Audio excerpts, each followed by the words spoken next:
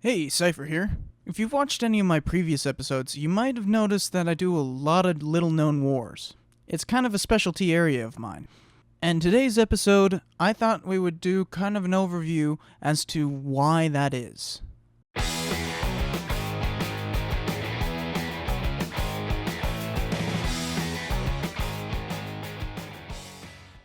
Now, the most obvious answer to why would be that I fought and won myself. But also, it's more than that. It's a very interesting subject and a very powerful one at that. So I wanted to discuss why it's powerful and interesting. So throughout this, I'm going to be talking in the broadest terms possible, because I think we can all learn something special from the example of small American wars. I know I haven't been posting much of recent date, but I do have my own reasons. It takes a lot of time to do these episodes. I get a lot of comments that clearly show that people aren't paying attention at all. And even though there's those kinds of comments, there's also very little views for a lot of this stuff. So it doesn't warrant making new episodes. And most importantly, I'm preparing to go to graduate school this fall. Though it's not as though I haven't been doing research and all that kind of historical stuff, just not any episodes.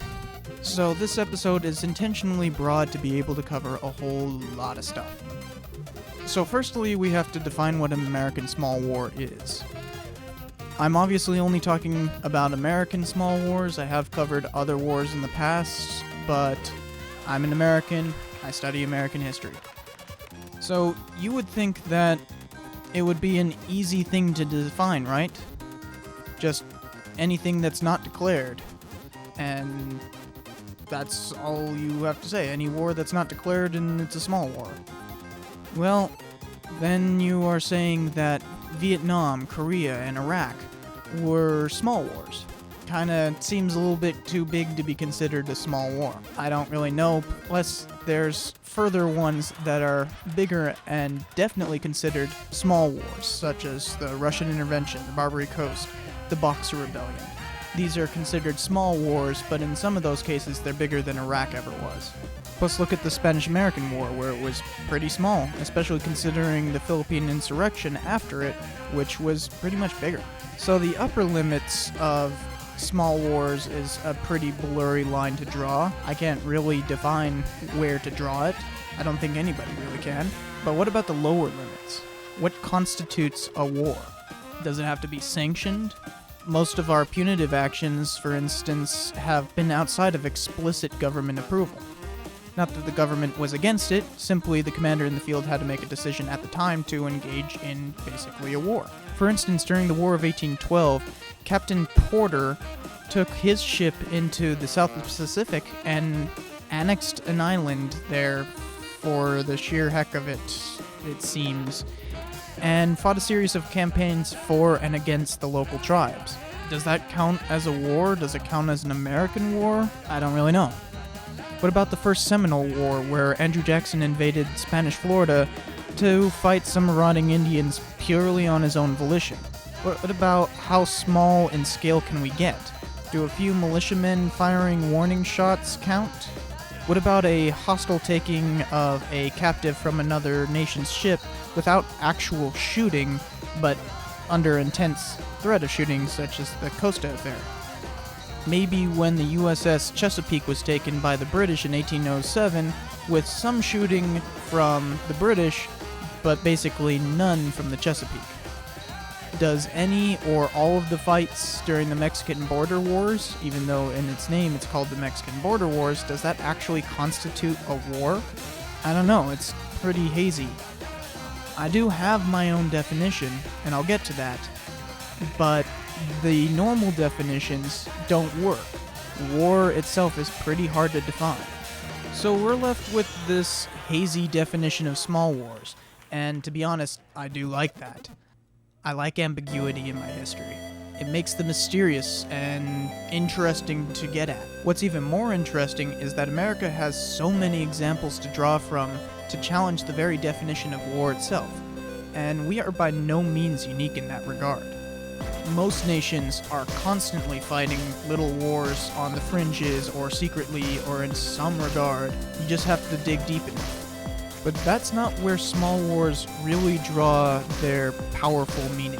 Most of these wars are forgotten, barely mentioned, or brought up merely to say it happened and drop the subject again. The problem is, war isn't so menial as to be just a footnote. It always carries serious ramifications that extend their wormy tendrils throughout our heritage. Killing is a serious business. It's ending someone's life, and they can no longer carry on as part of history if they're dead.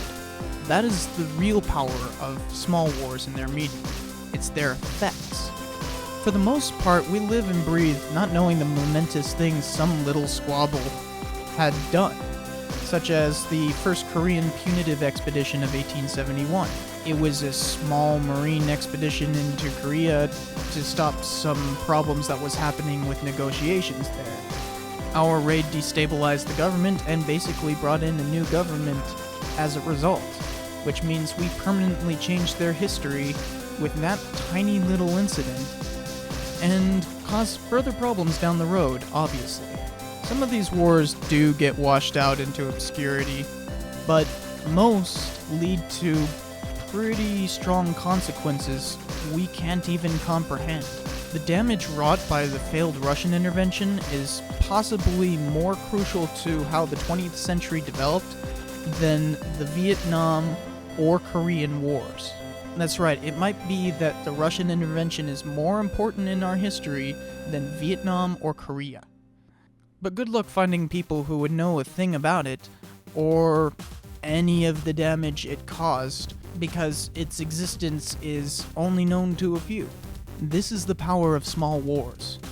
They're not big enough to be canonized in America's memory, but not small enough to be inconsequential. That's my definition of a little war. Too big to be insignificant, but too small to be well remembered. And that makes them all the more damning for their mere existence. Interestingly enough, most small wars in American history are pretty much just wars, or at least as Thomas Aquinas coined Jux Bellum would have said it to be so. These are not clandestine operations of the CIA or simply bigoted empire building. Most have roots in just causes, if you can call any war just. Even most of the Indian wars were actually well justified, which you would never know if you just listened to some of the school teachers blab about them as a whole, rather than the actual instances of each one. But the problem lies in the sheer number of them. It's an honestly fearful prospect. I started compiling a list of US conflicts. I use the word conflict considering the hazy definition of war, and I'll include a link in the description. On screen you should be seeing an image of it. In bold are the actual declared wars. Notice something? There's a lot of stuff that's not in bold. Even worse, this list is by no means complete. I'll add more as I learn of new ones. There are some good lists on Wikipedia as well, but they're not complete either. Even with this list being incomplete, it shows that our longest period of peace was between 1933 and 1941. That's 8 years. The US has never had a full decade of peace. In most of your lifetime, there hasn't been even 5 years. Yet again, we are not unique in that regard, but it drastically changes the way we can talk about peacetime. Those 8 years were dotted with bloody strikes and riots as well, and I'm sure if I dig long enough, I will find some sort of punitive expedition we mounted against some Latin American country. It's mind-boggling. Just think about how many of those conflicts killed real people and changed the course of history. How many of them affect the way you live today? You never know. You never can know. It's too much. There's too much going on in that. Most of America's wars were not big, they were small. The momentous nature of war, even at its smallest, is incalculable. I encourage you guys to go and research some of these wars yourselves, and figure out just how far-reaching the consequences of not knowing really are. Your own history is woven into them. Go and find out. But before you go, be sure to like and subscribe. If you really want me to do an episode on one of these wars, tell me about it in the comments. I'll see you next time.